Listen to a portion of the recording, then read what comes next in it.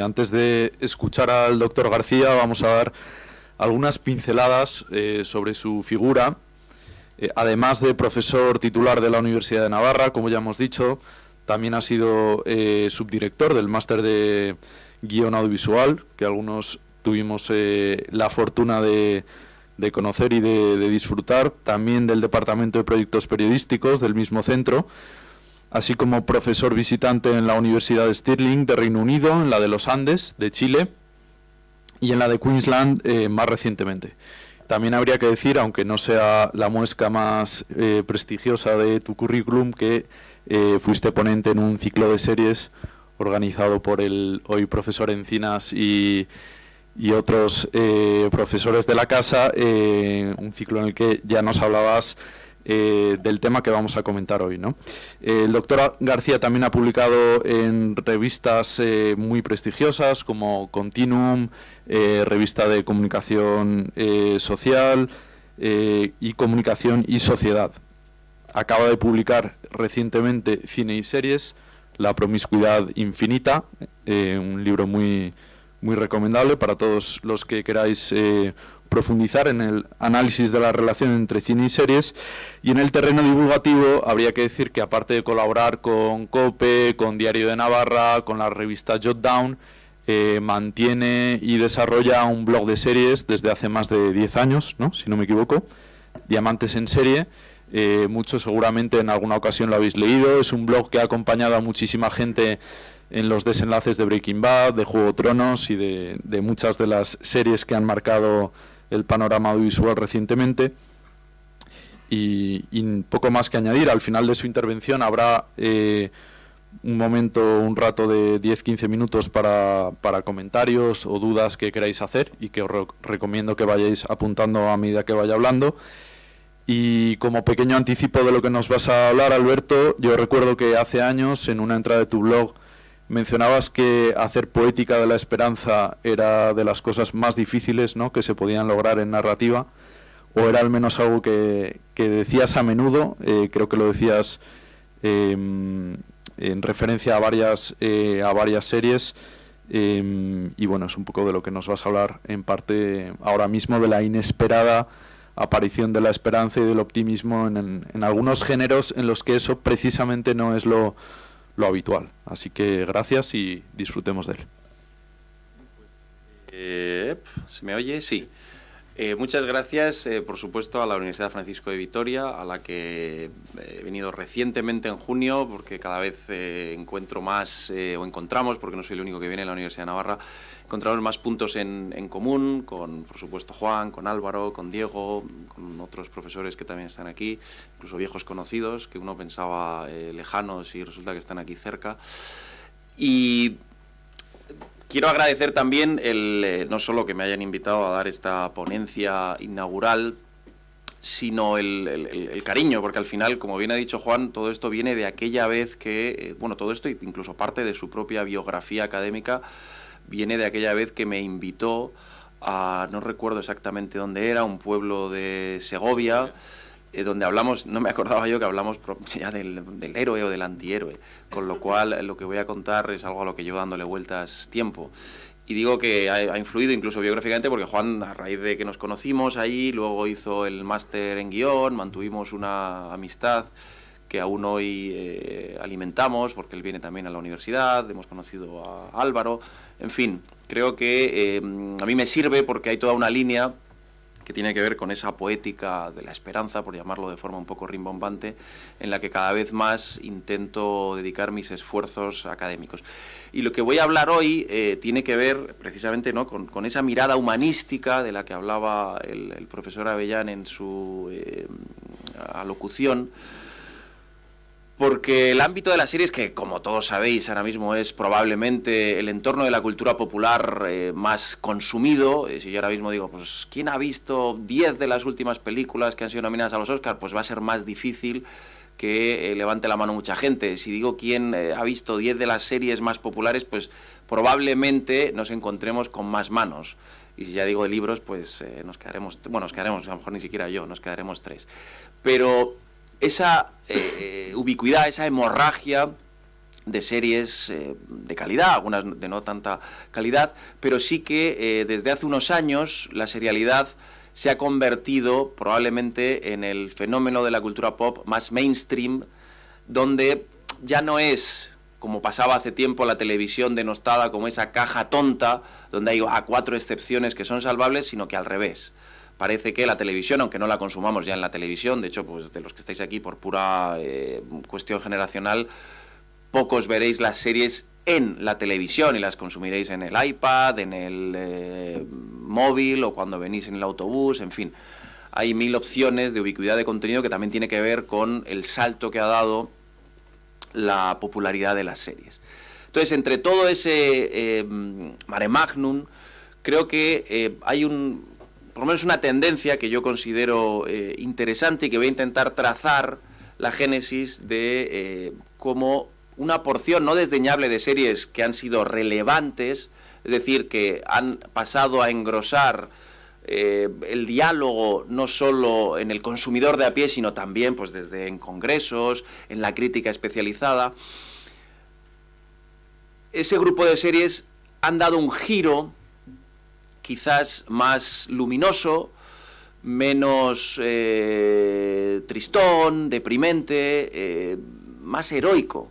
Y por eso el título que he escogido es ese, ¿no? El regreso del héroe. Y como precisamente estamos hablando de una imagen, un mundo, la idea del reconocimiento, mi idea va a ser reflexionar sobre cómo hay ciertas imágenes, ciertas secuencias, porque al final estamos hablando también aquí de imagen en movimiento, que es el cine, que es la televisión. Pues hay ciertas imágenes que nos van a proponer una mirada redentora, una mirada esperanzadora. Y eso, que está unido a cuestiones también vamos a llamarlas antropológicas o ideológicas del presente, creo que es interesante. Esto es no sé cuántos de aquí habéis visto Fargo, que es una serie que además ahora va a emitir la 4ª temporada, parecía que ya se había terminado y Noah Hawley se ha animado a hacer una nueva entrega, en este caso con Chris Rock como protagonista, y es una serie, lo que se llama una serie limitada o serie miniserie, me gusta llamarlo a mí, porque son series que cada temporada es autónoma. Uno puede ver Fargo 3 y no haber visto las otras 2, que no pasa nada. O lo mismo le pasará a True Detective, American Horror Story. Pues yo que sé, hay mucha gente que American Horror Story, digo, en este caso está ambientada en el terror, pues vio a lo mejor las 2 o 3 primeras. Una era sobre una casa encantada, otra sobre un manicomio, otra sobre un circo. Bueno, pues hubo gente que se desenganchó, yo entre ellos, y que se han vuelto a enganchar con la última entrega, que estaba ambientada en el slasher de los años 80, ¿no? Pues todas esas películas tipo Viernes 13 y demás. Y entonces ha sido de nuevo un ejemplo de tremendo éxito. Bien, pues Fargo en su 2ª temporada, yo creo que las 2 primeras son excelentes, la tercera es un poco más irregular, pero también es una serie, yo creo que merece mucho la pena ver y que tiene muchas cuestiones antropológicas, filosóficas, humanas, al fin y al cabo, que son interesantes. Hay un diálogo muy sintomático en el 4º episodio de la 2ª temporada, donde el matrimonio Solverson reflexionan sobre qué es lo que está pasando en el mundo, ¿no? Está ambientado en los años 70 y creo que sintetiza muy bien el arco que va a marcar la conferencia que voy a dar, ¿no? Dice, hemos perdido el equilibrio. Dice, ¿quién? ¿Tú y yo? Dice, no, todo el mundo. Antes sabíamos diferenciar el bien del mal, había un centro moral. Ahora, y al final Fargo lo que hace es reflexionar sobre eso, sobre el bien y sobre el mal. Y yo, mi approach es muy diferente al de mi querido maestro Juanjo García Noblejas, que está aquí, que ha trabajado mucho, de una perspectiva poética, la idea del heroísmo, y que tiene una larga lista de gentes que siguen su magisterio. Mi approach, o mi aproximación, perdón por el anglicismo, es mucho más, digamos, prosaica, pero sí que al final la idea del heroísmo es alguien que va a buscar el bien. Y va a buscar el bien asumiendo las consecuencias que esa búsqueda del bien implica. Y eso creo que es interesante y por eso vamos a seguir este esquema, porque voy a unir toda esa idea del heroísmo con algo previo, que es cómo los protagonistas antiheroicos durante el auge de las series, y sobre todo de las series de calidad, es decir, las que entran en la conversación intelectual, las que rompieron esa especie de estigma que sufría la televisión diciendo, nada, la televisión es la caja tonta. No, pues llegaron Los Soprano, llegó The Wire, llegó Breaking Bad, y de repente, jolín, hasta Vargas Llosa escribía en sus tribunas del País sobre The Wire como tragedia griega.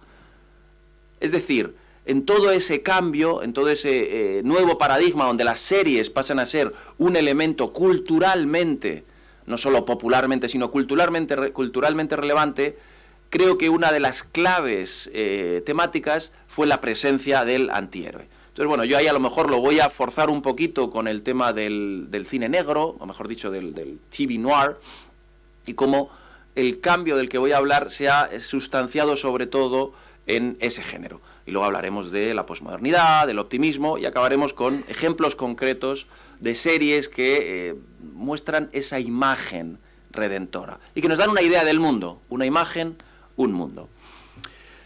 Empecemos con la idea del prestigio del antihéroe. Y aquí, pues, el tópico, porque es casi un tópico, es acudir a los Rolling Stones con su Sympathy for the Devil, que, bueno, pues está mal traducido, creo que es más comprensión por el diablo que simpatía por el diablo, ya saben que son uno de esos false friends, pero bueno, nos sirve. Una de las claves de el cambio que supusieron series como Los Soprano, que probablemente sea, ¿no?, como el barco o la proa que consigue romper el hielo y abrir camino en el ámbito de la televisión, bajo el lema de la HBO, no es televisión, es HBO, nosotros hacemos algo diferente, nosotros vamos a proponer un relato mucho más complejo, vamos a tratar temas moralmente mucho más difíciles, que la televisión hasta ahora pues era un entorno más conservador, que se debía a los anunciantes, que no quería ofender a nadie y, bueno, se mantenía en un entorno más familiar, en sentido amplio. Esto simplifica un poco, pero para que nos entendamos. Pues Los Soprano, como paradigma de esa nueva tendencia televisiva, que empezó en el año 99, el año Soprano, pero vamos, nos lo podemos ubicar a principios de este siglo, lo que hizo fue cambiar las reglas del juego. No solo industrialmente, hubo muchos canales que siguieron la estela del HBO, desde Showtime hasta FX, o aquí en España lo intentó hacer Canal Plus, y que dijeron, oye, en vez de ir a toda la audiencia, vamos a concentrarnos en los más listos de la clase. Vamos a ir a una audiencia mucho más formada, mucho más elitista, universitaria, que además tiene un poder adquisitivo mayor. Lo vamos a hacer en un entorno donde no hay publicidad, porque la gente paga por suscribirse a este canal, y donde además no tenemos ningún tipo de restricción narrativa, ni siquiera de representación. Porque en la televisión americana pues hay determinados, sobre todo en los canales en abierto, hay determinadas cosas que no se pueden decir, pues yo qué sé, no se puede decir palabrotas, y hay determinadas cosas que no se pueden mostrar, pues por ejemplo no se pueden mostrar desnudos. Sin embargo, en los canales en cable premium, como es HBO, todo eso no eran restricciones que estuvieran ahí. Y entonces, ¿qué es lo que hace la HBO con series como Los Soprano? Pero no solo, The Wire, Deadwood. Antes que eso, una serie interesantísima que se llama Oz, desde el punto de vista de la comedia, las chicas estas de Nueva York. Bien, lo que hacen es proponer como gran giro, vamos a llamarlo dramático, que el protagonista va a ser un antihéroe. Y por eso apelo a los Rolling Stones a esa comprensión o simpatía por el diablo. Porque los personajes que, si lo pensáis, y luego veremos algunos de los que han, establecido esa línea de prestigio en las series contemporáneas de principio de siglo, son personajes que, por un lado, tienen una faceta, vamos a llamarla hasta cierto punto admirable. Es decir, son el protagonista con el que nosotros tendemos a identificarnos, que además habitualmente vamos a querer que gane, que hace algunas acciones buenas, pero que al mismo tiempo, y no es solo el ejemplo de la complejidad narrativa y psicológica, sino que es algo más, que al mismo tiempo también cuenta con facetas deleznables. Si pensamos en Tony Soprano, jolín, pues es un mafioso, y es un tipo que mata gente, y es un tipo que cuando va con su hija a ver universidades a Nueva York, en un momento dado es capaz de dejar a su hija pues en medio de las admisiones e irse a asesinar a un antiguo colega de profesión que les había delatado. Es decir, nos ubicamos, en alguien que está habitualmente ubicado en el gris moral. Hay cosas que nos repelen, pero hay otras cosas que son atractivas. Seguimos siendo del equipo de Tony Soprano. No queremos que pierda. Y hay varias razones que explican eso. Pero lo más importante es que nos encontramos, y no es casualidad, con un estereotipo que va a ser muy propio, muy adecuado. ¿Para qué? Para ese relato expandido que son las series de televisión. En un entorno donde en los años 2000 ya empieza a ser más habitual poder grabar o ver después los episodios que uno se ha perdido, donde uno puede reengancharse a series que vayan por la cuarta o quinta temporada gracias a los DVDs, gracias a las reposiciones, es decir, donde a los avances tecnológicos han permitido otra forma de ver las series, porque claro, en los años 80, si uno de su serie favorita se perdía, claro, aquí en los años 80 es que no habíais nacido ni la mitad, pero yo sí. Entonces yo recuerdo cuando quería, pues yo qué sé, típico chaval más o menos friki de 15 años, quería ver, entonces estaba empezando The X-Files, Expediente X, y yo dependía de que Telecinco pusiera el capítulo. Si lo ponía a las 12, pues tenía ahí una cosa que a lo mejor no es una, que se llamaba el vídeo, que uno le daba a rec en una cinta y entonces lo dejaba grabando. Claro, todo eso para vosotros es, oye, pues Expediente X, si está en Netflix o donde esté, no sé dónde está, y puedo ver cualquier capítulo. Antes no, yo estaba a expensas de que la televisión de turno pusiera los episodios. Claro, todo eso, al cambiar, evoluciona tanto la forma de visionar que la forma de contar dispone de nuevos mecanismos. Entonces, oye, que alguien le ha oído hablar de Los Soprano, se quiere reenganchar cuando lleva por su tercera temporada, no hay problema. Se compra los DVDs y lo ve. Insisto, eso para vosotros ahora es lo más normal del mundo. Oye, me has hablado de una serie del 2002, ¿qué problema hay en verla? Pero hace 20 años había problemas en encontrarlas.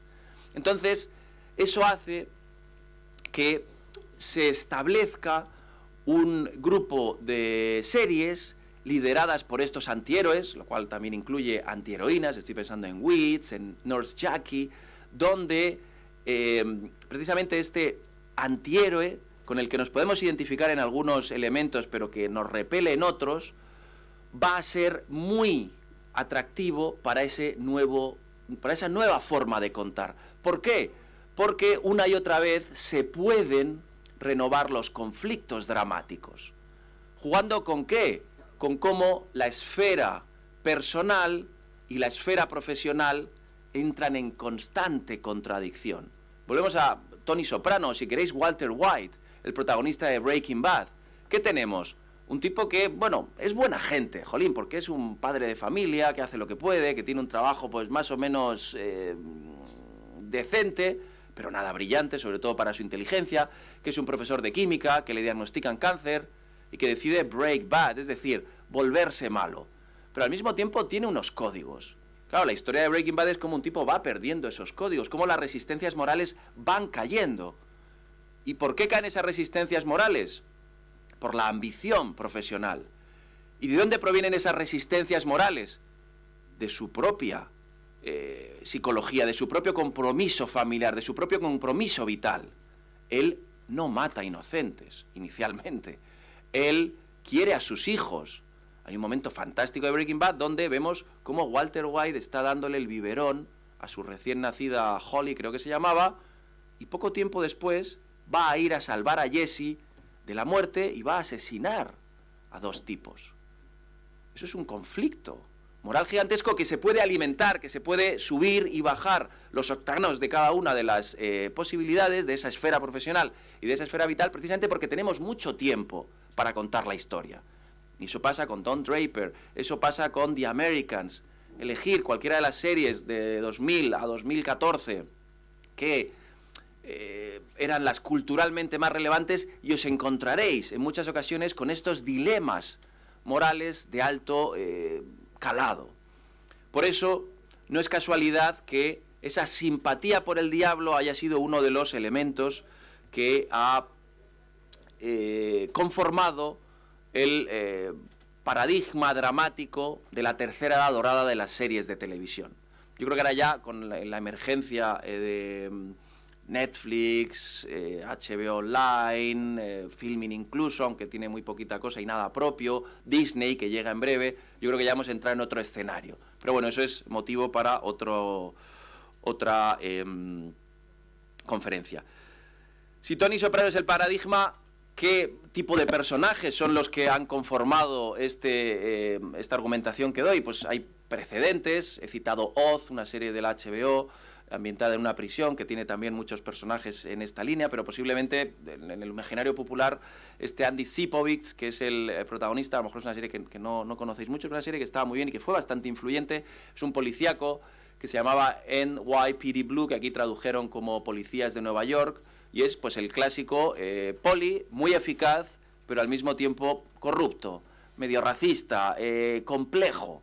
¿Por qué? Porque es alguien que tú quieres que gane, pero jolín, que no vea yo, ¿no? Desde mi confort moral lo que hace.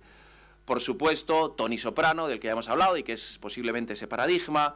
Big Mackey, una serie que yo reivindico muchísimo. Es una pena porque en España fue muy poco conocida para lo que se merece. Una serie que se llama The Shield, que son 7 temporadas que si uno entra, de verdad que me lo agradeceréis toda la vida, porque es una serie fascinante, que lo que nos presenta es un grupo de polis corruptos en la zona más complicada de Los Ángeles. Entonces es gente que nosotros, para poder que cuando suene la puerta a las 6 de la mañana sea el lechero, les necesitamos ahí fuera. Y entonces con toda esa tensión entre seguridad, libertad, se mueve y levanta 7 temporadas, además llenas de acción, de adrenalina. Es una serie, vamos a llamarlo así, muy masculina en ese sentido. Pero bueno, a mi mujer le encanta, los tópicos o los targets son precisamente, pues eso, una más o menos idea que está para superarla. Y es una serie que probablemente tiene, junto con Breaking Bad, para mi gusto, la mejor última temporada de la historia de la televisión. Ahí lo dejo. Entonces, además, si uno ve el piloto de The Shield... ¿Alguien ha visto The Shield, por cierto? Bueno, gente ya más mayor. Pues los jóvenes yo os la recomiendo porque Los Soprano es muy conocida, pero The Shield, creedme que os encantará. Aquí Juan y su compañero, me acuerdo que se la recomendé a su co-guionista, Jorge, y la verdad es que les encantó. Tommy Gavin, en este caso un drama de un bombero post-11S, por supuesto House, digamos es la versión, la respuesta de la televisión, en este caso en abierto, a esos personajes tan polémicos y tan poliédricos y sobre todo tan contradictorios que empezaban a poblar la televisión por cable. ¿Qué es House? House es un tipo que queremos todos atendiendo el coronavirus. Primero dirá que es lupus, pero al final acabará acertando. Y encima nos salvará rápidamente. Pero eso sí, de cañas nadie se iría con él, porque esa honestidad brutal, realmente desagradable. Dexter, ¿qué es Dexter? Dexter es un asesino en serie, y sin embargo era el héroe de la serie, y nos identificábamos con él. Claro, aquí, simplemente una apreciación. Todo esto son antihéroes, no son villanos. Villano puede ser Hannibal, que también tiene sus dificultades, puede ser Cersei Lannister, que también tiene su complejidad. Un buen villano tiene su complejidad, es decir, tiene su corazoncito, tiene sus códigos. Pero todos estos personajes que estamos viendo son antihéroes, ¿por qué? Porque todavía la parte positiva predomina sobre la negativa. Y Dexter es el ejemplo. Dexter es un asesino en serie. Pero ojo, tiene sus códigos. Dexter jamás mata indiscriminadamente. Dexter... Y ahí hay varios elementos que, si lo veis, es algo que yo he estudiado bastante, se pueden aplicar prácticamente a todos los personajes que estamos enseñando aquí, que es que todos los antihéroes tienen como 3 o 4 estrategias dramáticas que hacen que podamos empatizar con ellos. Que esa parte mala que tienen la olvidemos o la pongamos en segundo plano o la contextualicemos. La primera de todas, ¿qué es Dexter? Dexter es una víctima. ¿Por qué? Porque Dexter es como es, no porque él quiere ser malo, sino porque, jolín, de pequeño asesinaron a sus padres delante suyo y él acabó en un baño de sangre. Y entonces de ahí sale esa tara que le obliga a querer matar. Pero no solo eso, Dexter tiene un código, es decir, no mata indiscriminadamente. Tony Soprano tiene un código, no mata yo que sé a su hijo, no mata niños, tiene un código. Es decir, hay una moralidad incluso en el mal. Aún hay un elemento más. Todos estos personajes tienen la faceta personal o familiar como una especie de bálsamo moral. Sí, jolín, Tony Soprano es muy malo, pero luego llega a casa y se abre los macarrones y se emociona como un niño viendo una película de Gary Cooper. o quiere a su hijo, quiere a su mujer, sí, luego le pone los cuernos, pero, jolín, hace todo por Carmela, por su hija. Lo mismo pasa con Dexter. Dexter al final es un tipo familiar, es el yerno perfecto. Y eso influye en cómo nosotros podemos identificarnos con él. Y hay un último elemento también asimilable a todos estos personajes, es que hay una suerte de comparatismo moral. En todas estas series, donde estos personajes pueden hacer actos deleznables, siempre hay alguien peor. Dexter es un asesino en serie, pero ¿a quién se carga? A tipos donde la justicia no ha llegado, es una especie de Robin Hood moral. No, yo ejerzo justicia donde el sistema no ha alcanzado. Y siempre se carga a tipos que son todavía mucho peores. Pederastas, asesinos, violadores, que encima se han ido de rositas. Eso mismo es aplicable a Big Mackey, eso mismo es aplicable a Tony Soprano. Tony Soprano es malo, pero jolín. Blundetto es peor, Ralph no sé cuánto es peor. Siempre hay gente que sí que no tiene códigos. Entonces todo eso es aplicable a todos estos personajes. Walter White, pues jolín, va cargándose gente, pero ya hemos dicho que tiene su corazoncito, que es un hombre de familia, que es una víctima, porque el cáncer, porque jolín era un tipo realmente brillante y le robaron las ideas los de Grey Matter. Y jolín, es que está Gus Fring, es que están los nazis estos de la 5ª temporada, no es mucho spoiler esto, voy a intentar no hacer grandes spoilers. Es que el mundo al que él se enfrenta es un mundo todavía mucho peor. De hecho, el momento, y no es un gran spoiler, donde nuestra identificación, nuestra empatía con Walter White se tambalea, es precisamente al inicio de la 5ª temporada. Y no diré por qué, pero los que habéis visto, veáis, porque de repente se queda siendo él el jefe del imperio. Entonces decimos, jolín, si es tan poderoso, ya no me gusta tanto. Bien, hay más, Sons of Anarchy, una serie que probablemente a muchos os gusten. Pues claro, Jack Steller, aparte de que mola mucho, pues desde la chupa hasta el peinado, pues jolín, es que se enfrenta a verdaderos nazis, es que es un tipo que tiene sus códigos.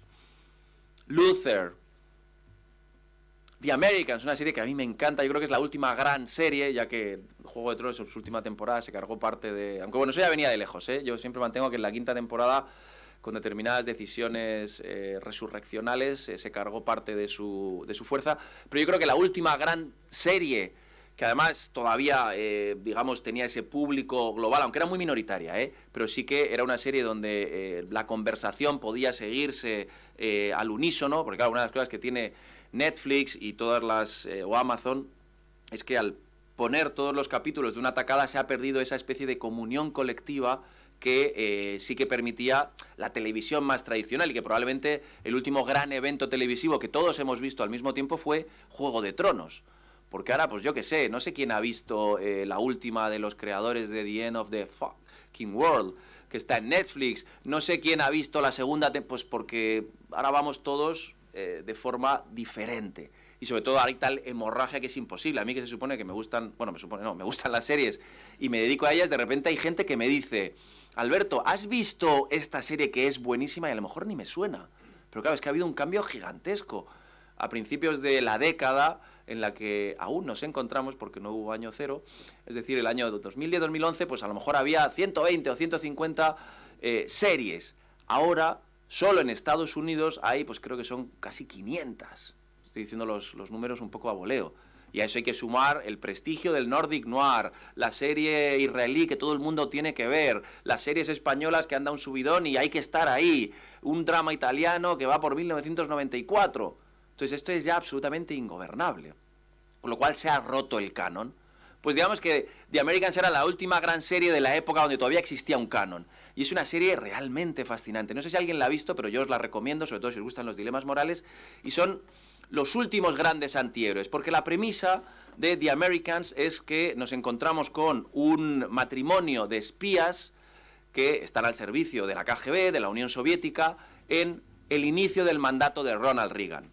Hasta ahí todo correcto, pero ¿qué es lo que ocurre? Que como coartada para llevar esa vida perfectamente americana, porque son espías que tienen que pasar por ser los perfectos ciudadanos del Washington de 1980, tienen hijos. Y los hijos no son fruto de un amor, no. Los hijos forman parte del diseño que Moscú y el Politburó ha establecido como parte de la coartada de este matrimonio. Entonces, claro, eso, como podéis entender, tiene una carga de profundidad gigantesca, porque se van a establecer dilemas apasionantes entre, como dice aquel, nature y nurture, o entre la educación y el partido, entre los lazos naturales que establece la paternidad y los lazos políticos o ideológicos que exige la lealtad partidaria.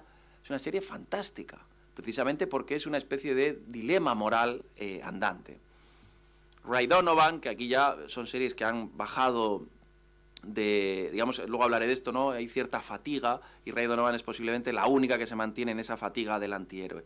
Y por último, una serie que a mí también me gusta mucho, también es una pena desconocida, solo tuvo una temporada, que si podéis verla, la verdad es que hacedlo, está en HBO, que se llama Quarry.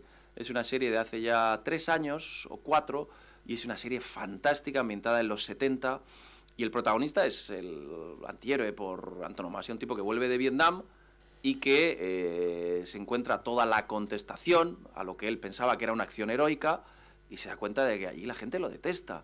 Y bueno, busca alternativas, se ve envuelto en oscuros negocios, y es una serie, desde el punto de vista de la forma de rodar, fantástica, y tiene uno de los mejores planos secuencia que veréis nunca en la televisión. ¿Qué es lo que pasa? Si veis, muchas de las series que hemos citado se enmarcan en dicho en sentido muy amplio, el TV noir, o si queréis el policíaco, por no meternos tampoco solo en el ámbito del noir, ¿no? El cine negro, que tiene unas características muy, yo creo que definidas.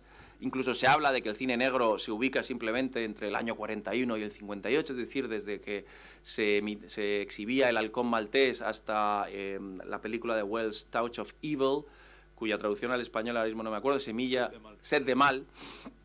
Pero bueno, es un género que, aunque se fundara en esos años 40-50, ha tenido luego diversas revueltas, en el sentido de vueltas a al mainstream, ¿no? Pues el neo-noir de los 70 con Chinatown, ahora veremos algún ejemplo, también Seven, más adelante algunas de las películas más notables de Clint Eastwood como Mystic River, o toda la ola de Nordic Noir en películas, en series, en novelas, en las que nos vemos inmersos desde hace pues 6 o 7 años. ¿Por qué cito esto? Porque me interesa mucho, en este caso, la contraposición. Igual que hemos hablado del antihéroe, vamos a hablar del noir para ver cómo la redención y el heroísmo, al contraponerlos con la idea de antiheroísmo y con la idea de cine negro o TV noir, se ven más claros, ¿no? Al final es una estrategia, si queréis, didáctica de establecer mi argumentación forzando la comparación con dos elementos. ¿Cuáles son algunas de las características claves del cine negro? Pues una de ellas tiene que ver casi con una visión del mundo existencialista, oscura, desesperación, no hay salida.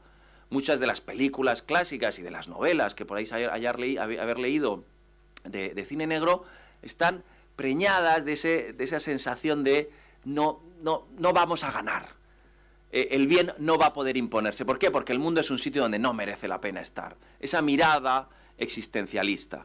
De hecho, claro, esto es un juego de palabras que en español no podemos hacer, que hace una tipa muy interesante de una universidad australiana, que es Sue Thurmel, que dice, para establecer lo que es el noir, ¿no? Una salida negativa es un requisito, ¿no? El noir es algo que va a estar siempre condenado a la derrota, condenado a la desesperación.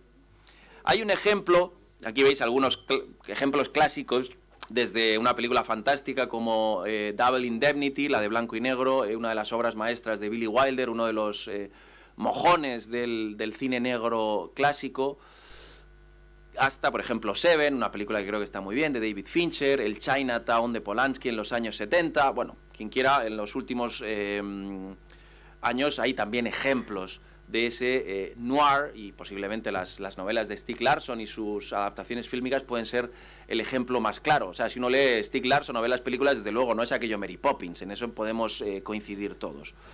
Fijaos cómo, para enfatizar esa idea, voy a poneros un fragmento, en este caso de Fargo. Hay un personaje en la segunda temporada, es un personaje secundario, pero aparte de simpático, que tiene un papel casi ideológico, por llamarlo de alguna forma, en la trama. Entonces vamos a ver este ejemplo que sintetiza muy bien esa sensación del noir de que esto no merece la pena. Personally, not sure why you're making all this effort. Gonna buy the shop. Be my own boss. And? And what? That's the American dream. What's the point? Just gonna die anyway. What do you mean? Camus says, knowing we're all gonna die makes life a joke. So what? You just give up? You could kill yourself, get it over with. Okay, that's not. I mean, come on, you gotta try. No, You go to school, you get a job, you start a family. die. Would you please stop saying that? I'm gonna live a long, long life. I mean, my grandpa was 96. At which point he did what? Died. Noreen. Oh, okay. I'm gonna go in the back now. Away from this nonsense. Would you please let me know if Bud's back? I will. Unless I'm dead. Bueno, como sois gente contemporánea, seguro que entendéis el inglés, pero básicamente es una respuesta constante de desesperación, de esto no tiene ningún sentido porque al final vamos a morir todos. ¿Qué es lo que pasa? Y aquí lo que hemos contado del antihéroe con lo que llamo el ascenso del Bright Noir. Que el antihéroe, como pasa siempre con los géneros, y ahora lo trataré de explicar, sufre de cierta fatiga genérica. Aquí hay ejemplos de series que, digamos, seguían ese patrón más o menos claro de The Shield, un Breaking Bad o un Tony Soprano, y que no son series que hayan tenido el éxito que sí que tenían todos sus antecesores. Desde luego Winter's Bone, una serie que nadie recuerda, porque fue justo la que puso AMC cuando terminaba Breaking Bad y no pudo calmar las lágrimas de los fans de Walter White, hasta Ozark, que es una serie que está bien y sin embargo, pues bueno, no termina. ¿Por qué? Porque ya estamos cansados de ese tipo de personajes, no personalmente, sino digamos colectivamente. Ya no tienen, ni siquiera Ray Donovan, que es una de las grandes apuestas de Showtime, ha tenido el prestigio cultural y el apoyo crítico de muchos de sus antecesores. ¿Qué es lo que pasa? ¿Y por qué hay esa fatiga? Porque todos los géneros, desde el western hasta la sitcom, tienen una lógica que vamos a tratar de explicar de forma evolutiva. Si os fijáis, todos los géneros se van a mover, y ahí hay un tipo que se llama Steve Neal, que vamos, es un libro que creo que merece la pena para quien le interese el tema de los géneros. No todas las películas de un género son iguales, por eso se habla de una heterogeneidad contenida y controlada. Es decir, hay diferencias dentro de una película como Chinatown y una película como Double Indemnity o como El Halcón Maltés, pero esa heterogeneidad es controlada, contenida. Nos movemos dentro de un mismo campo de juego. Uno va a jugar más por la banda derecha, otro de izquierda, otro de delantero, pero las claves, el campo de juego es el mismo. Hay una serie de características compartidas. ¿Y qué es lo que hace cada género? Buscar un equilibrio entre la repetición, es decir, oye, yo cuando me compro una nueva novela negra, lo que quiero es una serie de características, una serie de elementos que me identifiquen con lo que yo quiero, que es esa novela negra. Si voy al cine a ver una comedia, lo que quiero es reírme, no llorar, ¿de acuerdo? Pero al mismo tiempo diferencia, no quiero siempre lo mismo. Con lo cual, esa fuerza, esa atracción que hay en todos los géneros, nos lleva a que los géneros constantemente están en movimiento. Intentan una y otra vez variar, reinventar la fórmula.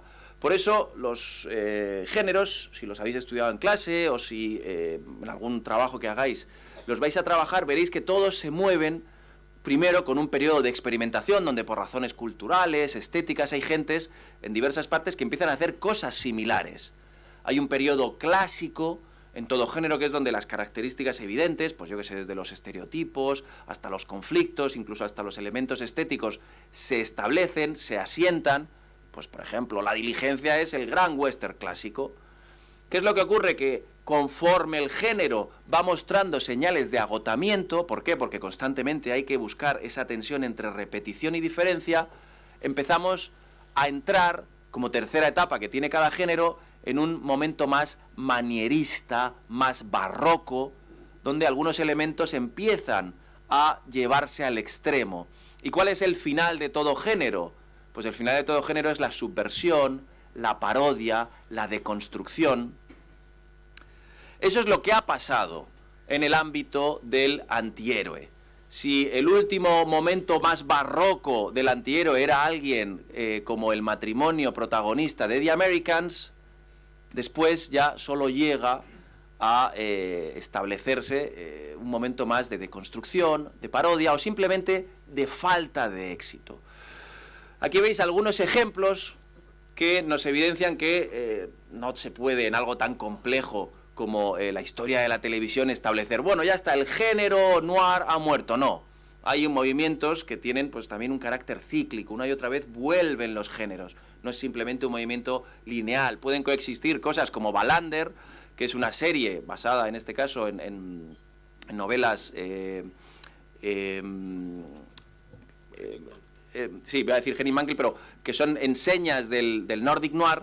Pueden coincidir Wallander con una mirada mucho más novedosa como la de Southcliffe. O, por ejemplo, aquí podemos encontrar un noir muy clásico como puede ser Bloodline, una serie que yo creo que es interesante, una pena que no tuviera más recorrido, de Netflix, que además es muy adictiva, sobre todo la primera temporada, con un noir totalmente vanguardista como puede ser El regreso de Twin Peaks. Bien, con todo eso, es decir, sabiendo que los géneros evolucionan, sabiendo que el antihéroe ha llegado a su fatiga, sabiendo que algunas de las características clásicas más evidentes del cine negro, del cine policíaco, han llegado a su estación término, nos encontramos con la emergencia, es decir, el nacimiento o el renacimiento de narrativas de redención, de narrativas donde se va a volver al héroe clásico. Y aquí me gustaría detenerme brevemente en algo que creo que influye, porque los géneros no son simplemente una cuestión textual, sino que también beben de elementos sociológicos, antropológicos, y creo que aquí es muy importante en todo esto cómo nos encontramos ante un momento optimista. Uno puede decir, joder, con el coronavirus, ¿cómo puede decir este tipo que hay que ser optimista? Pues sí, creo que hay que ser optimista precisamente porque el optimismo es racional. Y vamos a intentar explicar brevemente cómo en un entorno cultural donde lo que prima es el posmodernismo, que va a estar más caracterizado por el pesimismo, por la deconstrucción, creo que hay toda una tendencia, de nuevo, la fatiga ante los excesos posmodernistas han generado un movimiento, digamos, de rearme del optimismo, o, por hablar de las batallas culturales, ante los excesos de determinados identitarismos ha habido un grupo de pensadores que están reivindicando de nuevo la identidad individual.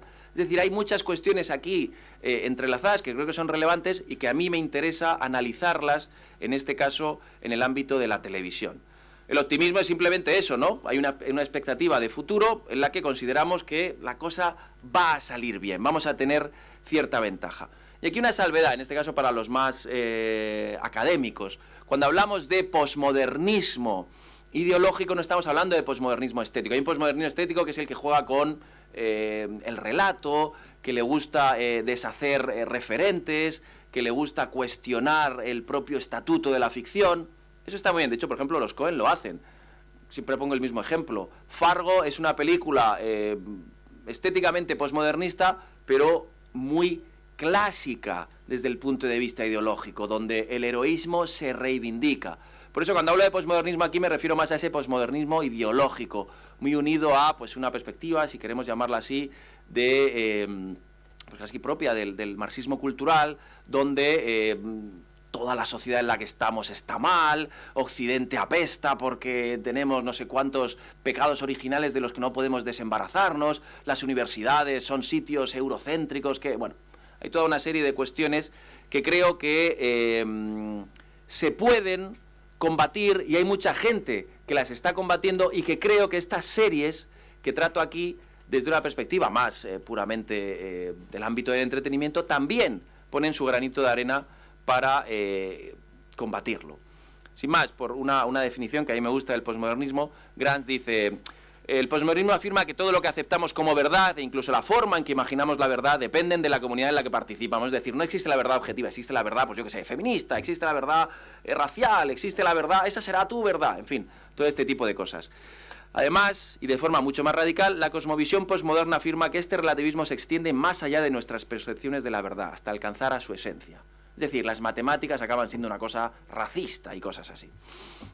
Bien, ante todo eso, esa especie de humus pesimista que caracteriza al posmodernismo y que se aprecia en muchas universidades, esta especie de todo lo bueno que hemos hecho palidece entre los 3 o 4 grandes pecados originales de los que jamás podremos desembarazarnos, llámense colonialismo, llámense machismo, llámense raza, en fin, las variantes son múltiples. Pero creo que eso ha infectado de pesimismo en general a la sociedad y sobre todo a las élites culturales. De modo que el pesimismo, como dice Beret, que tiene un libro yo creo que fascinante sobre el asunto, dice que no solo se ha convertido en un elemento clave de la crítica cultural, qué mal está todo, la política apesta, la sociedad nos vamos al garete, y no solo eso, sino que se ha convertido en una marca de seriedad moral e intelectual. Si eres pesimista, tienes más prestigio. Muchos de vosotros, probablemente los más gafapastas, yo también llevo gafas de pasta, pero para que nos entendamos con el concepto, las series que acaban bien, esas son para niños, eso es Disney. O las series que son comedia, la comedia hacer reír, eso no tiene ningún valor. Lo que mola son, jolín, protagonistas que de verdad estén día sí día también dándose latigazos por ser lo que son y debatiendo sobre el ser y la nada hasta en el café de las 12. Esa seriedad intelectual da prestigio. Y de hecho, las universidades en las que nos movemos, la deconstrucción, los cultural studies, tienen muchísimo éxito precisamente porque denunciar, yo qué sé, las incoherencias de la visión del filósofo Platón, que era un hombre blanco muerto, está mucho mejor que decir, oye, Platón tenía 1000 cosas que merecían la pena y ha sido un tío influyente. No. Todo eso podemos llevarlo a donde queráis. E insisto, os animo a que vosotros mismos penséis en el ámbito de la cultura popular qué cosas os gustan y cuáles no. De hecho, incluso se habla de... Si hay una serie un poco divertida que a mí me gusta, hay que llamarla guilty pleasure, porque además hay que usar el término anglosajón. Es un placer, pero ¿por qué no puede ser un placer simplemente?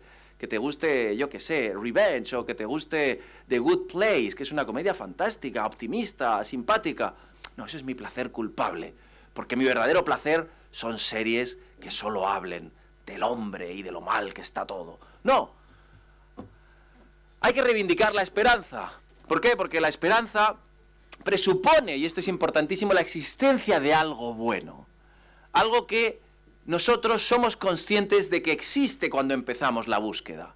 Por eso yo reivindico una serie de autores que hablan de el momento optimista. Desde luego, el momento optimista no es un término mío, lo titulaba así, creo que era el Guardian, en un artículo donde precisamente daba caña a todos estos autores que intentaban decir, ¡hey! Que se bajen las Casandras de este mundo porque todo va bien, porque estamos mejor que nunca, porque nunca ha habido tanta riqueza para tanta gente en todo el mundo. Claro que existe pobreza, pero compárate con el siglo XIX. Claro que existe el coronavirus, pero vete a la epidemia de no sé cuándo. Joder, pues ahora tenemos un montón de medidas para combatirlo. Entonces ahí probablemente el nombre que más os pueda sonar es Steven Pinker, un tipo que además, por cierto, parte de la izquierda. Es decir, es una izquierda no identitaria y que en libros como The Better Angels of Our Nature, que no sé aquí cómo se tradujo la verdad, pero bueno, habla de la violencia y dice cómo estamos ahora en el momento menos violento de la historia. Claro, uno puede decir, joder, pues a mí no te me dio una paliza en la calle. Ya, es que lo que estamos hablando son de estadísticas globales. O, por ejemplo, cómo reivindica los logros y los valores de la Ilustración, precisamente frente al asedio de todas estas críticas de los estudios culturales.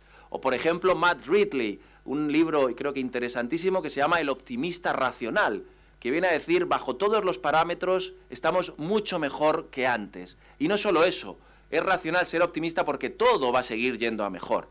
También, por supuesto, puede haber estas lecturas ante el apocalipsis del cambio climático, el del libro de Chris Thomas, ¿no? Los Inheritors of the Earth. Hay un artículo, un libro yo creo que interesante, yo no lo he leído, pero tiene una pinta estupenda, de Rui Teixeira, donde habla de la izquierda optimista, porque probablemente en esa línea cultural e ideológica es donde más está esta idea apocalíptica de que todo está fatal.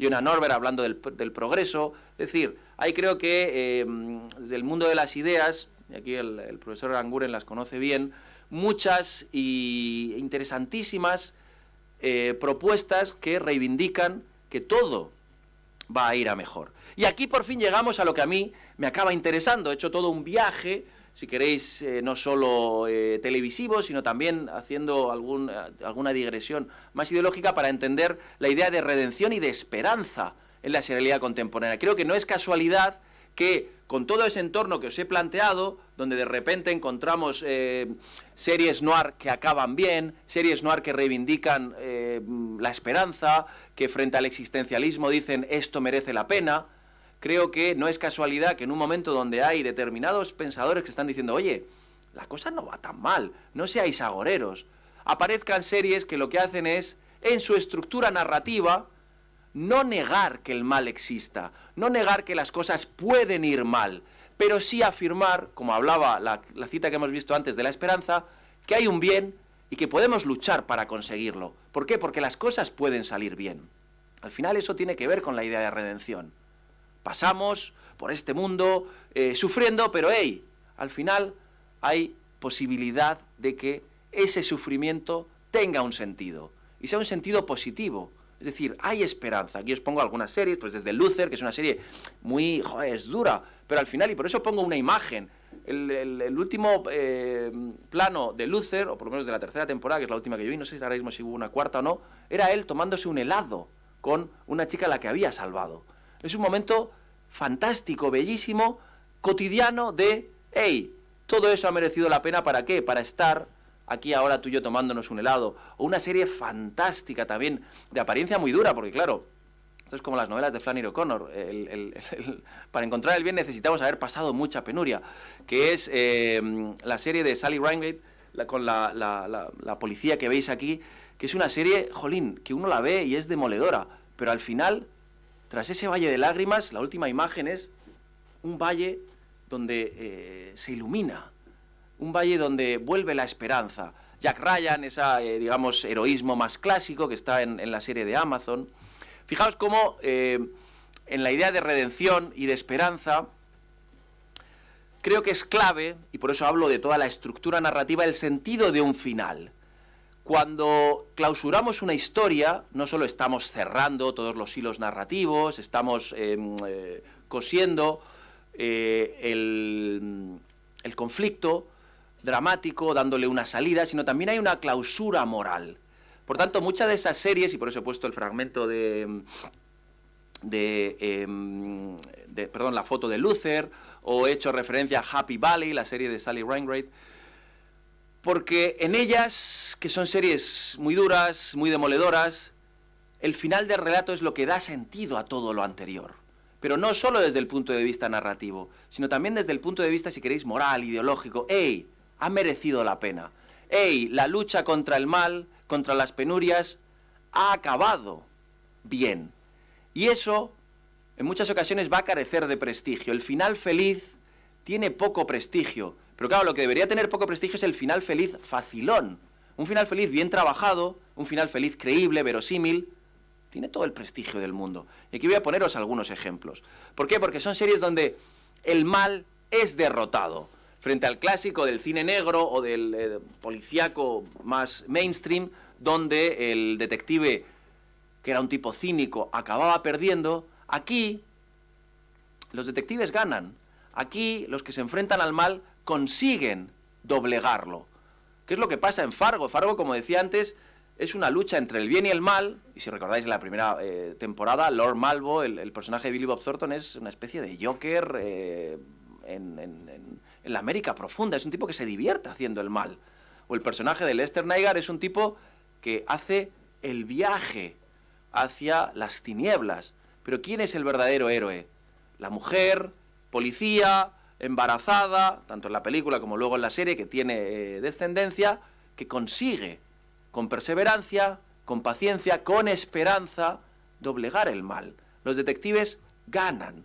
Y por eso es una argumentación humanista. Antes Álvaro hablaba de que había que tener una mirada humanística. Creo que todas esas series tienen una mirada humanística en el sentido más pleno. No necesariamente el humanismo cristiano, valga la redundancia, sino humanística en el sentido de que somos capaces de sobreponernos a las barreras que nos impone la sociedad, el mal. Y eso creo que es relevante y que es un cambio. Veámoslo en algunas series. True Detective. True Detective pasaba por ser lo más existencialista que había en el año 2014. Hasta que llegó la última escena. Yo siempre pongo, ¿no? Creo que esta frase que se la dice Rust Cole a Marty en el capítulo 3, están los dos conduciendo y dice, ¿crees que eres un hombre malo? Y entonces el personaje de Matthew McConaughey le dice, sí, el mundo necesita hombres malos. ¿Por qué? Porque mantenemos a los otros malos fuera de las puertas. Es decir, me necesitáis a mí para tener esa tranquilidad y esa seguridad. ¿Qué pasa? Que mucha gente se enfadó con el final de True Detective precisamente por cómo acaba. Lo sorprendente de True Detective, sobre todo, es este giro final. Didn't you tell me one time at dinner, once maybe, about you used to make up stories about the stars? Yeah, it was in Alaska, under the night skies. Yeah, you used to lay there and look up. Yeah, at the stars. Yeah, you remember I never watched the TV till I was 17, so there wasn't much to fucking do out there besides walk around, explore. And look up at the stars and make up stories. Like what? I tell you, Marty, I've been up in that room looking out those windows every night here, just thinking.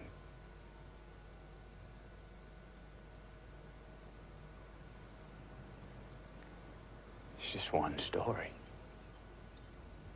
The oldest. What's that? Light versus dark. Well, I know we ain't in Alaska, but it appears to me that the dark has a lot more territory.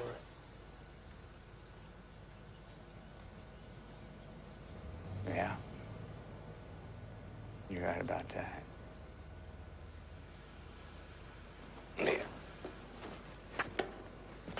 Hey, listen, hey, Yeah, what? would you point me in the direction of that car, man? I spent enough of my fucking life in hospitals. Jesus. No. You know what? I'd protest. But it occurs to me that you're unkillable. You want to go back, get clothes or anything? Anything I left back there, I don't need.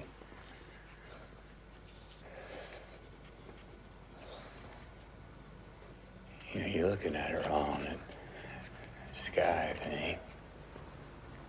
How's that? Well, once there was only dark. Let me ask you, any lights winning?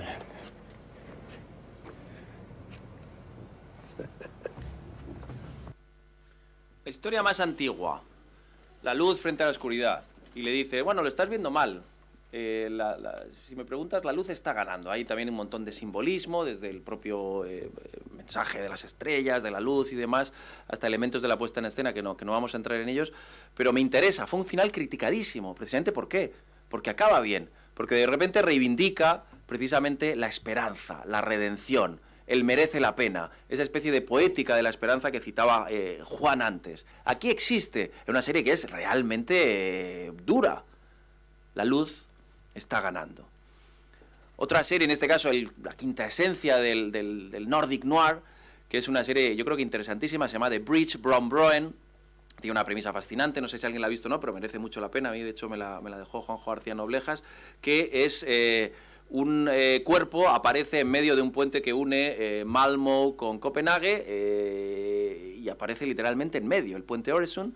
Entonces, ¿qué ocurre? Que se tienen que encargar de resolverlo una policía sueca y un poli danés.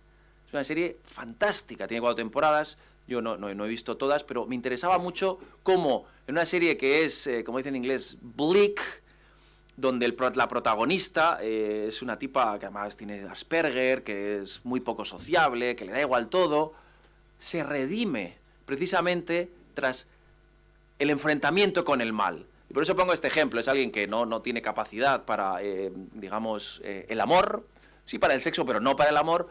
Y lo último que escuchamos de ella, y lo último que vemos, hemos puesto por ahí antes la imagen, es ella mirando por ese puente. Y lo último que escuchamos es ella hablando con un antiguo lío y diciendo: oye, la cena a la que querías invitarme, ¿qué tal ahora? Ha habido una evolución, en lugar de hacia el existencialismo, hacia el nihilismo, la evolución de la protagonista es hacia la esperanza, hacia la redención.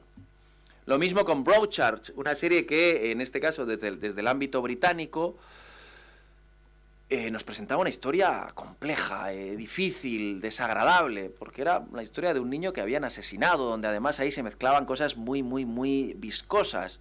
El final de la serie es casi ecuménico, ¿no? Aparece un reverendo y dice literalmente esto, ¿no? Sed amables, sed compasivos, perdonad al prójimo como Dios os perdonó mediante Cristo. Y entonces salen todos los personajes en una suerte de comunión colectiva. La sociedad, la comunidad, ha pasado el mal, ha pasado, si queréis hacer la lectura, el pecado, y por fin es capaz de elevarse, de mirar hacia adelante junta, de tener esperanza, ese bien al que todos tienden después de haber soportado el mal. Una serie que a mí me encanta, que probablemente muchos no habéis visto, pero que debéis hacerlo, que se llama Justified. Es una especie de western noir ambientado en la América profunda, con uno de los protagonistas más divertidos y tipos duros de la historia de la televisión, y que además tiene los mejores diálogos, yo lo diré siempre, que se han escrito en televisión. Pues Justified, hay un momento donde el protagonista, que es un héroe que tiene sus fallas, por supuesto, todas estas series son heroicas, pero eso no quiere decir que sean maniqueas, eso no quiere decir que sus personajes sean blandos desde el punto de vista de la escritura, no. Son personajes que precisamente porque tienen debilidades, precisamente porque se enfrentan al mal, precisamente porque pueden caer en la corrupción, son personajes valiosos. Simplemente que es que en esa lucha acaban venciendo. Entonces hay un momento en la 5ª temporada, y por eso, hacia atrás, por eso pongo una de las últimas frases que dice Ryland Givens: te dije que todo saldría bien. ¿Por qué? Porque él hace una promesa, no os voy a contar grandes spoilers, pero hace una promesa a un personaje al final de la 5ª temporada, y cumple esa promesa contra viento y marea. ¡Ay!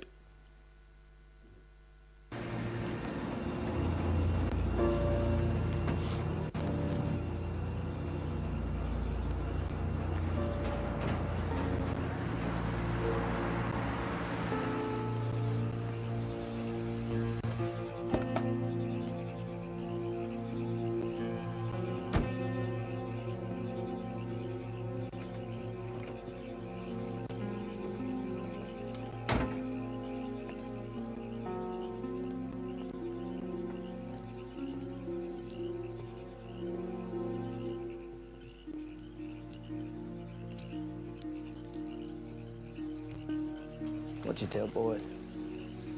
I didn't tell him anything. He was busy tonight. The night you get home. That's why you wanted to meet? Ask me about my relationship. The way this works, I ask you whatever I want. You tell me everything I ask. Is this where we're gonna meet? This is one. I was surprised you had that U.S. attorney come make the offer. Didn't do it yourself. Standard procedure. But you made sure to have him tell me it was because of you I got out. Ava, we get the feeling you ain't playing ball. It's gonna be me put you back in. So you came here to threaten me. I came here to go over the rules. How you make a call, how you record a conversation. How I send an emergency signal, what to do if I'm in danger, yeah. That, Deputy Brooks, pretty black woman. She covered all that. And you're clear. Mm-hmm. Are we good? I'm scared, Raylan. Don't be. Everything's gonna be fine.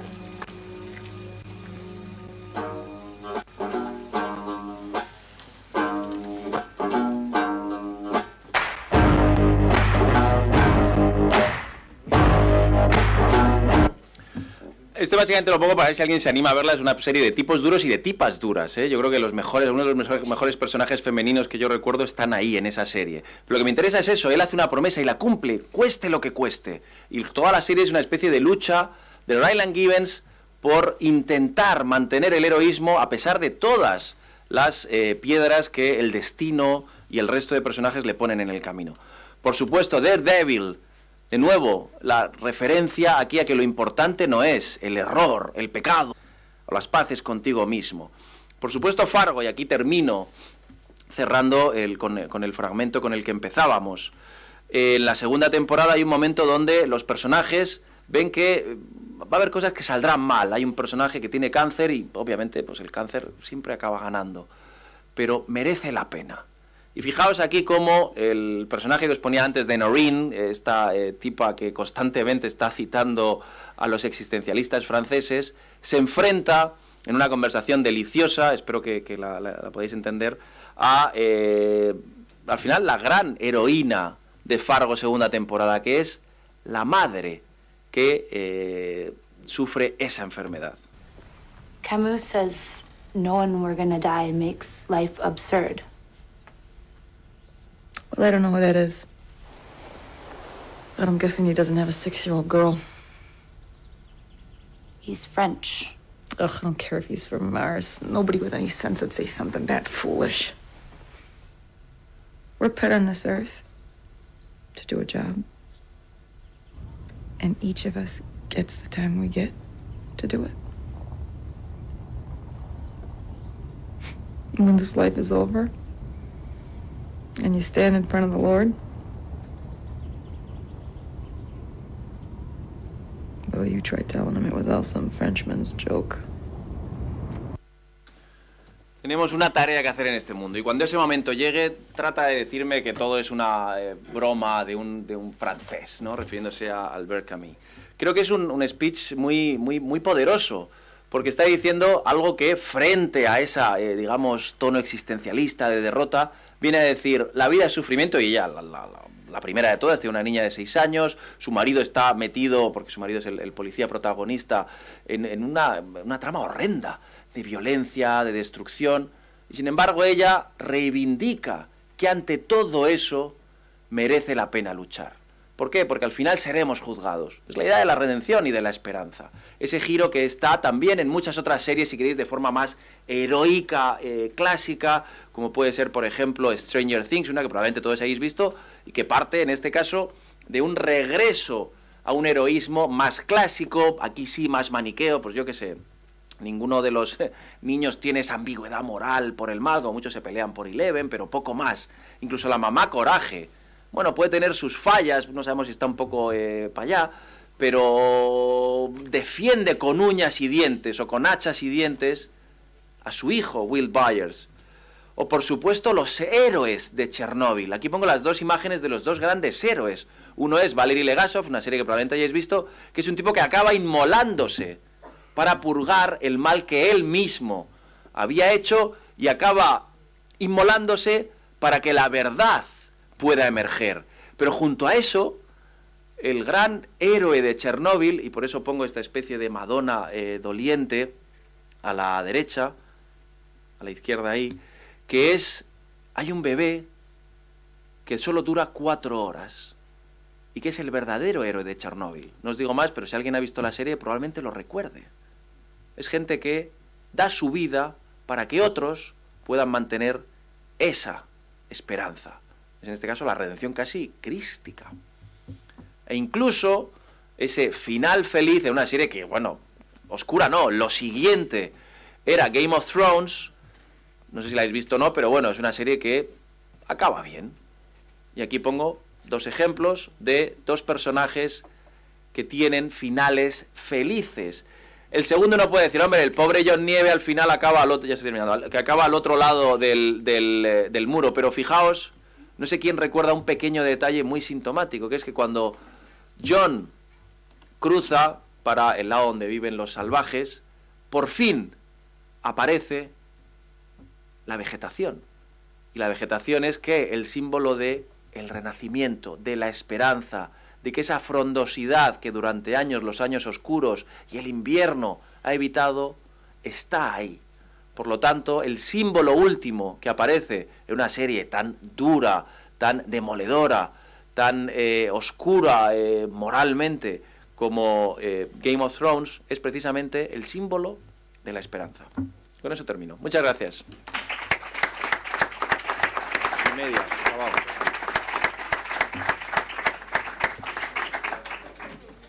Muchas gracias, Alberto. Llega el turno de intervenciones, preguntas, dudas. Provocaciones, mejor. Cuanto más duras sean, mejor. Desacuerdos. Eso. En la universidad hay que fomentar el desacuerdo, no la conformidad. Venga, un valiente. Un héroe. Ahí hay un héroe. Ese es el heroísmo. Hola, vale. Por curiosidad, teniendo en cuenta cómo es el final de Los Soprano, ¿lo consideras noir? ¿Cómo lo consideras? Joder, es que, claro, aquí hablar... Vamos a dar algún spoiler, ¿no? Vale, vamos a intentar no decir nada. También es una serie de hace siglos. Alberto, tenemos un criterio incipiente que es animar a no temer al spoiler y a considerar que tiene escasa relevancia en un encuentro profundo con la ficción en general, ¿vale? Así que, con toda la calma del mundo, destripa. Vale, el final de Los Soprano, que fue muy sorprendente porque pues no parece un final, yo creo que precisamente en su lectura, vamos a decir, más simbólica, es profundamente noir, porque lo que hace es decirle al espectador que esto no tiene sentido, que la idea del relato tradicional es una serie muy vanguardista, entonces muchas de las cosas que hace son como el arte contemporáneo, más para entender el mecanismo que para disfrutarlo. No es un final que uno diga, joder, qué bien, lo he disfrutado, qué clausura emocional más potente. No, es un final más, digamos, intelectual. De repente la pantalla se pone en negro. Entonces no lo he pensado mucho, la verdad es que a lo mejor debería darle una vuelta, pero esa especie de no hay respuesta, no hay clausura, me parece que podríamos unirla a una perspectiva más del sinsentido propio del noir. No sé si tú lo ves así o no, pero claro, lo bueno y lo malo que tiene una lectura, un final tan abierto es que alguien me puede hacer el argumento totalmente contrario y también sería válido. Con lo cual, claro, es lo que pasa, ¿no? Si uno estudia el blanco sobre blanco de Malevich, pues puede decirte una cosa, la contraria, tal. Entonces yo lo leería como en esa tendencia de que romperle la cintura al espectador no solo tiene valor estético, que es el habitual que establecía Los Soprano, sino que al hurtarle una clausura completa está alimentando esa idea de sinsentido más propia del existencialismo, del nihilismo que puede caracterizar al género. That's it. A tu allá a la derecha. Hola. Hola. Acorde con este hilo, ya que en Los Soprano queda ese final abierto en el que marca esa tendencia noir, la clausura de Juego de Tronos, ¿qué sentido tiene clausurarlo de esa manera tan apresurada para tratar de dar lugar a ese final feliz, por así decirlo, cuando verdaderamente el contenido ideológico y estético de la serie y por ende, los libros del autor no van en absoluto con ese hilo? Es una forma de cerrarlo inadecuada. Totalmente. Yo creo que uno de los problemas que ha tenido una serie como Juego de Tronos es que ha muerto de éxito. O sea, si recordáis, yo pongo un par de ejemplos siempre. Las primeras temporadas eran muchísimo más brutas desde el punto de vista de lo que se enseñaba. De hecho, vamos, da igual, estás hablando y siempre había de fondo gente jadeando, o sea, estamos comiendo gente ahí dándole. Y también eran mucho más brutas desde el punto de vista violento. Había una burrada de violencia. ¿Y qué pasa? En la última temporada solo hubo un desnudo, para que os fijéis, y además pues como mucho más atractivo todo. Es una serie que precisamente cuando se fue haciendo popular, porque inicialmente Juego de Tronos, la primera temporada cuesta entrar. Si uno no es, digamos, del nicho de la fantasía épica, cuesta entrar, porque además es una serie con muchísimos personajes, es una novela río, y no es fácil. Entonces yo creo que se dieron cuenta de que ahí había un fenómeno. Y de hecho las 2 o 3 últimas temporadas son muy poco HBO en ese sentido. Es una serie que deja de arriesgar. Es una serie que se convierte en previsible. Y eso hace que se traicionen parte de las premisas que venían de los libros y que estaban contenidas en las primeras temporadas. Es una serie que, digamos, se domestica. Se vuelve mucho más, pues eso,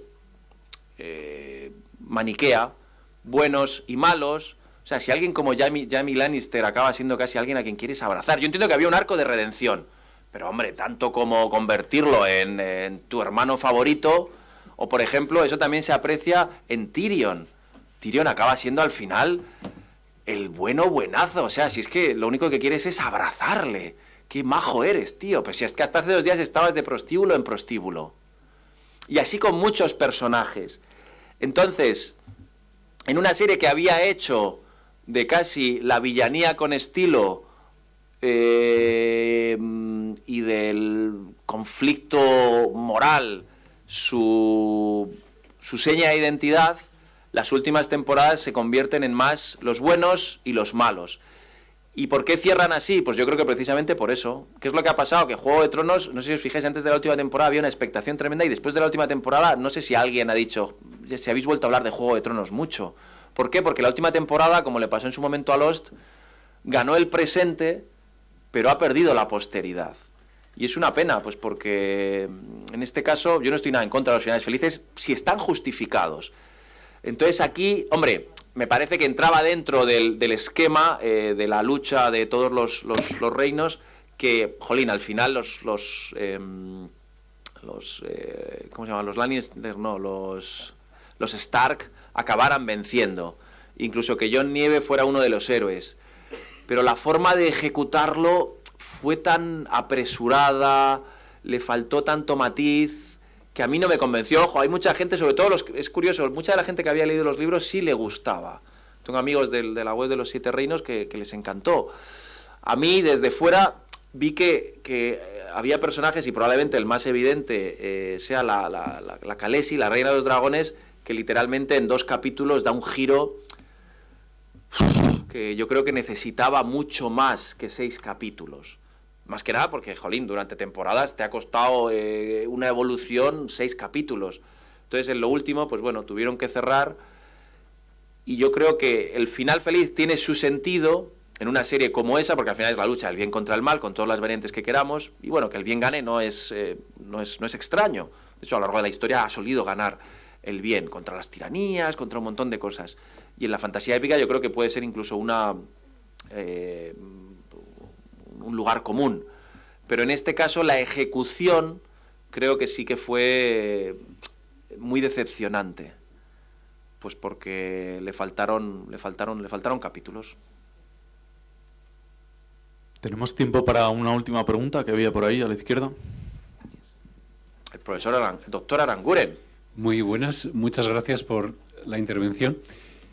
Muchas gracias también. Yo he leído muchas veces tu blog. Y ahí descubrí The Wire, y ahí descubrí, especialmente The Wire y The Shield.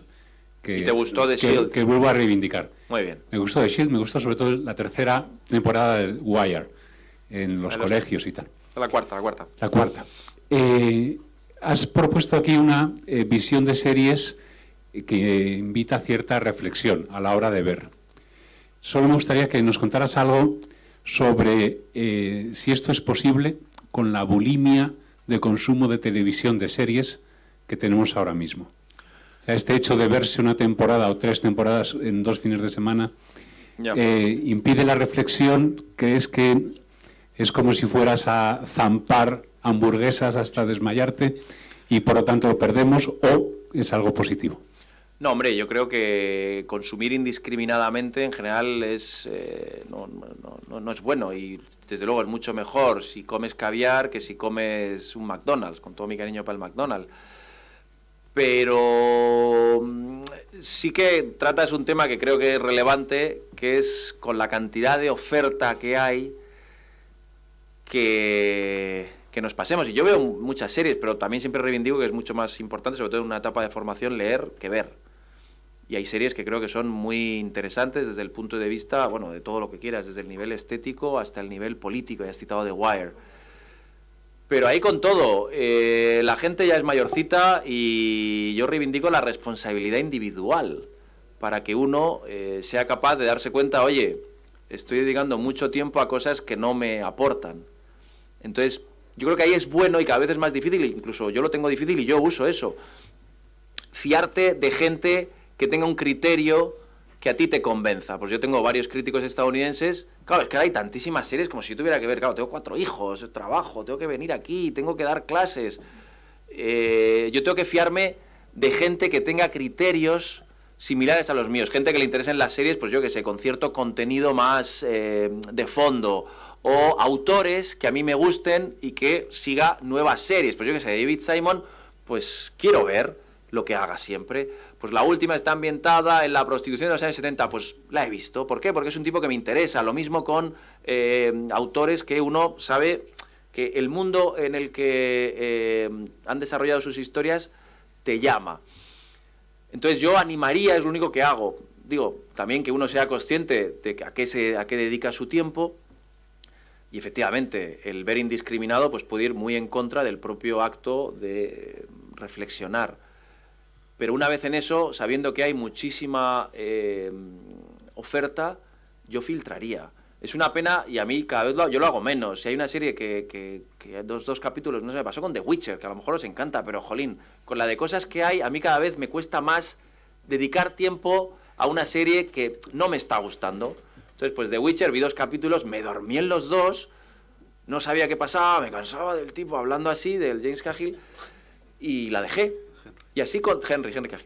Y la dejé. Entonces, lo que hago es intentar fiarme mucho, pues, de eso, de referentes autorales o de referentes críticos que me puedan dar. Y yo animaría también a los alumnos a eso. En vez de ver el último cosa que te ponga Netflix, que al final el tráiler siempre mola. Uno quiere ver la serie siempre por el tráiler. Pero, joder, el tiempo es valioso. Es algo que cuando yo tenía 20 años no te das cuenta, pero claro, cuando ya tienes 40... Alberto, si quieres, vamos a ir cerrando con esto, sí, con la pequeña recomendación de un post que escribiste tú hace años en el que explicabas cómo era tu rutina o tu organización de tiempo para ver tantas series. Ese post lo escribiste antes de la explosión de las plataformas digitales. A lo mejor ahora podrías escribir una versión nueva pues ahora es sobre cómo te organizas, ¿no? Es que antes hasta veía series mientras hacía bici, pero claro, ahora ya... Efectivamente, pues con niños todo cambia. Mientras no tengáis niños podéis ver series, luego ya es más complicado. Ahí ya nos adentramos en otros terrenos. Pero bueno, eso, simplemente por cerrar, yo pensaría muy bien el tiempo que dedicáis a ver series, solo eso. Bueno, pues muchísimas gracias, Alberto, gracias a todos.